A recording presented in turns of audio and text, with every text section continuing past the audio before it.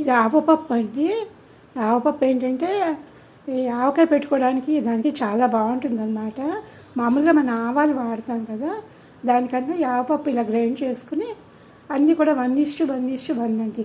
ఊరగాయల టైంలో కనుక ఆవకాయ పెట్టుకునేటప్పుడు ఈ ఆవపప్పు వాడితే ఘాటు బాగుంటుందండి. ఇంతకుముందు ఈ ఆవాలు వాడేదాన్ని నేను, పెద్ద ఆవాలు అనమాట.